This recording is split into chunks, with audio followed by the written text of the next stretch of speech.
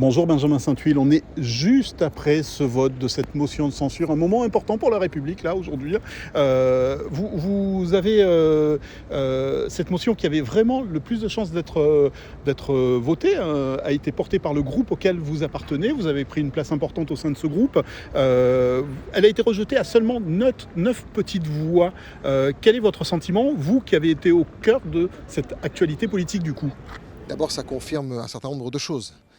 D'abord que le gouvernement n'avait pas de majorité sur le texte des retraites. Ensuite que le groupe auquel j'appartiens est un groupe qui permet la convergence des oppositions, qui finalement peut être utile au pays. Il manque 9 voix, alors vous choisirez entre la déception de ne pas voir tomber le gouvernement ce soir, même si de mon point de vue il est définitivement affaibli, ou de considérer que c'est déjà un tour de force d'avoir approché si proche de la ligne fatidique des 287. Moi je considère qu'aujourd'hui le signal est clair. Le président de la République doit l'entendre, il doit intervenir, considérer que cette réforme, elle a fracturé le pays, qu'il faut pouvoir la retirer, qu'il faut pouvoir changer de gouvernement et au-delà du casting, changer de méthode absolument.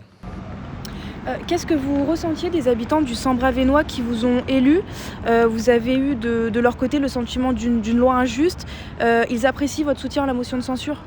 Oui, je crois que les gens qui vivent chez nous, de Bavay à Fourmies, en passant par Maubeuge et Ferré-la-Grande et ailleurs dans la circonscription, ils attendent du député qu'il porte leur voix à l'Assemblée nationale.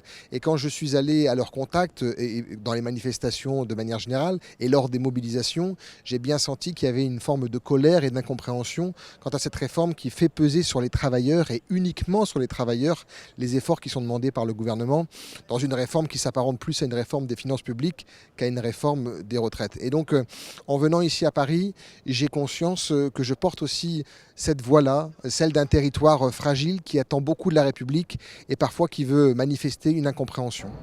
Vous avez peut-être déjà eu le temps d'analyser qui a voté cette motion de censure. On a en tout cas retenu, nous, qu'il y avait des dissonances importantes au sein de certains groupes.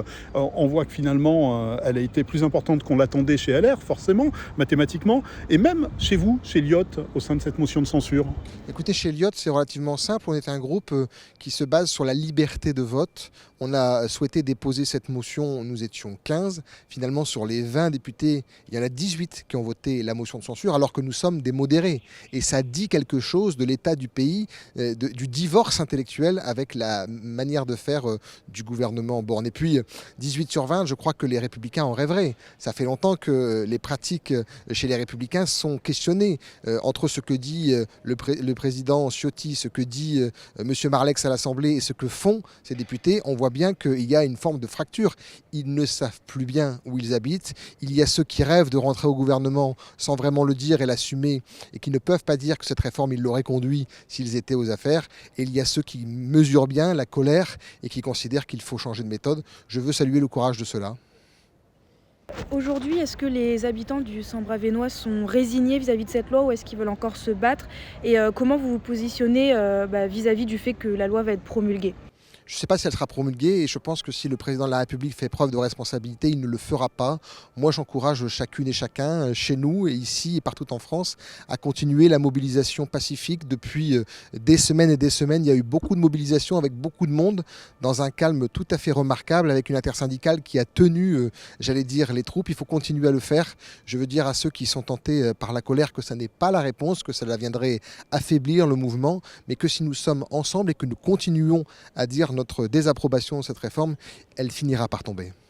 Vous rejoignez l'idée de Fabien Roussel du référendum d'initiative citoyenne de réunir 4,7 millions de voix? C'est une hypothèse parmi d'autres, le référendum d'initiative partagée, le RIP.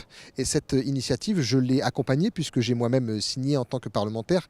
Mais j'espère que nous n'aurons pas besoin d'aller jusqu'au RIP parce que ça nous fait effectivement quelques mois devant nous avant que la réforme ne rentre en vigueur. Ce que je souhaite, moi, c'est que le président de la République, il prenne acte.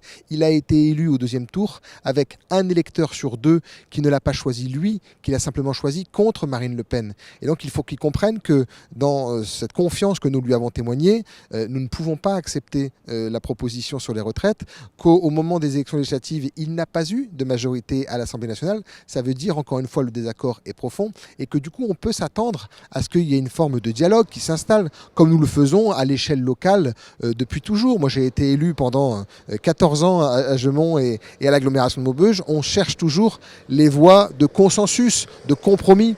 Ça demande de faire un pas vers l'autre. Malheureusement, celui qui disait il y a quelques années « je veux prendre une partie des idées de gauche, une partie des idées de droite et faire vivre l'intelligence collective », aujourd'hui, il ne prend plus que ces idées qui sont minoritaires en France. Il doit retrouver le chemin du dialogue et complètement changer de méthode pour que nous puissions travailler collectivement dans l'intérêt général apaisé.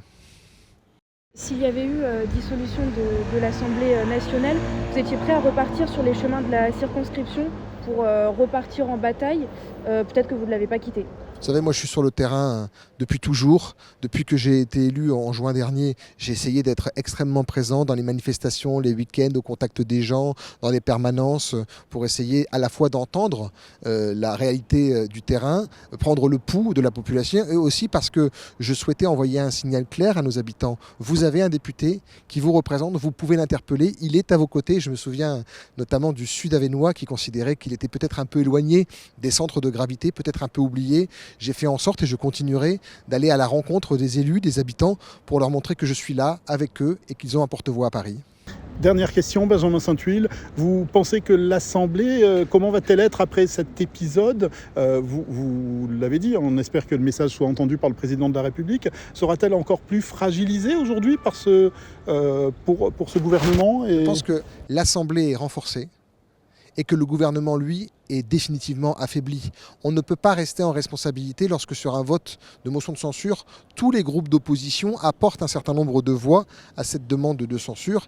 Et au-delà de ça, on le voit bien, le gouvernement, il a dit sur tous les plateaux télé, au micro de l'Assemblée nationale et ailleurs, la semaine qui a précédé, il n'y aura pas de 49.3. Nous passerons au vote, nous aurons une majorité. Et le jour où on devait voter, ils ont changé de stratégie pour une raison simple, c'est qu'ils n'avaient pas de majorité. En démocratie, quand on n'a pas de majorité, quand on n'est pas capable de construire les voies du consensus, on se retire et on crée les conditions d'un dialogue nouveau. Merci beaucoup, Benjamin Sainte-Huile. Merci à vous. Beaucoup.